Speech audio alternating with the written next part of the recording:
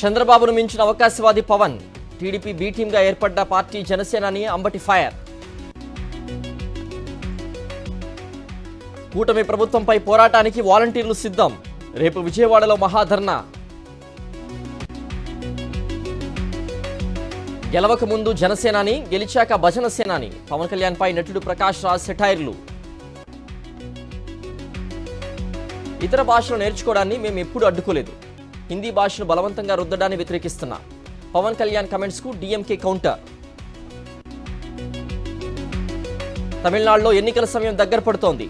ప్రజల్ని రెచ్చగొట్టేందుకే డీలిమిటేషన్ పై డీఎంకే తప్పుడు ప్రచారం చేస్తోందన్న కిషన్ రెడ్డి. రెండోసారి కూడా నేనే సీఎం అవుతా, ప్రజలు పెట్టుకున్న నమ్మకాన్ని నిలబెట్టుకుంటానన్న రేవంత్ రెడ్డి.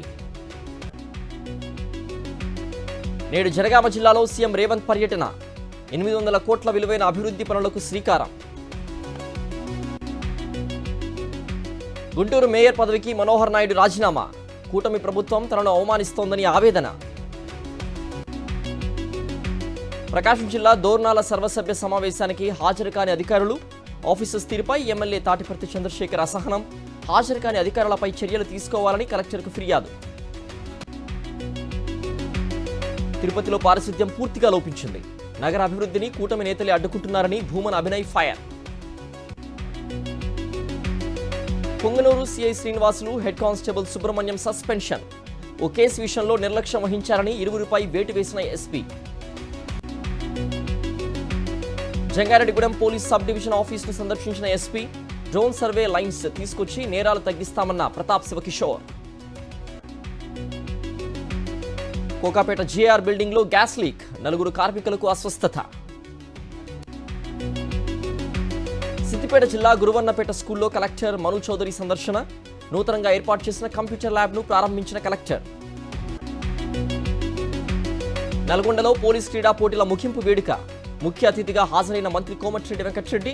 ప్రతి మనిషి జీవితంలో క్రీడలు చాలా ముఖ్యమని వ్యాఖ్య. సూర్యాపేట జిల్లా మునగాల ఆదర్శ పాఠశాలను సందర్శించిన SP Narasimha. 10th class students ఆందోళన చెందకుండా ఆత్మవిశ్వాసంతో పరీక్షలు రాయాలని సూచన. ఆల్వాల్ సెయింట్ మైకేల్ పాఠశాల ముందు విద్యార్థుల తల్లిదండ్రుల ధర్నా. ఇష్టానుసారం ఫీజులు పెంచుతూ యాజమాన్యం తమను వేధిస్తోందని ఆగ్రహం. విద్యాసంస్థపై చర్యలు తీసుకోవాలని డిమాండ్. మంచిర్యాల జిల్లా రామారావుపేట టాస్క్ ఫోర్స్ పోలీసులు దాడులు. గోదావరి నది నుంచి ఇసుకను అక్రమంగా తరలిస్తున్న 4 ట్రాక్టర్లు సీజ్. కొల్లాపూర్ దారి దోపిడీ కేసును ఛేదించిన పోలీసులు. 6 నిందితులు అరెస్ట్. 10 తులాల బంగారం, 22 తులాల వెండి ఆభరణాలు స్వాధీనం. అసోంలో కాంగ్రెస్ అధికారంలో ఉన్నప్పుడు తనను జైల్లో పెట్టారన్న అమిత్ షా. తన పట్ల కఠినంగా వ్యవహరించారని వెల్లడించిన కేంద్ర మంత్రి. కాంట్రాక్టుల్లో ముస్లింలకు 4% రిజర్వేషన్లు. కర్ణాటక ప్రభుత్వం కీలక నిర్ణయం. కర్ణాటక సర్కార్ నిర్ణయంపై బీజేపీ నేతల మండిపాటు. కాంగ్రెస్ బొజ్జగింపు రాజకీయాలు తారాస్థాయికి చేరాయంటూ ఫైర్. గోల్డ్ స్మగ్లింగ్ కేసులో కర్ణాటక ప్రభుత్వం కీలక నిర్ణయం.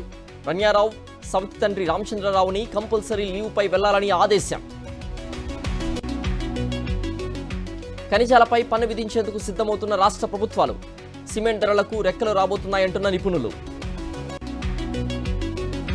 భారత్పై చిప్ తయారీ కంపెనీల ఫోకస్. ప్లాంట్ల ఏర్పాటుకు జర్మనీ, అమెరికా సంస్థలు ప్రయత్నం. అమెరికా మిస్సూరీ, టెక్సాస్ను వణికిస్తోన్న పెను తుఫాన్. టోర్నడో ధాటికి 16 మంది మృతి. మరో సంచలన నిర్ణయం దిశగా డొనాల్డ్ ట్రంప్.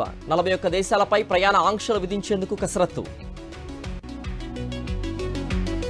WPL విజేతగా ముంబై ఇండియన్స్. రెండోసారి టైటిల్ సాధించిన హార్మన్ బృందం. వరుసగా 3 ఫైనల్స్ లో ఢిల్లీ క్యాపిటల్స్ పరాజయం.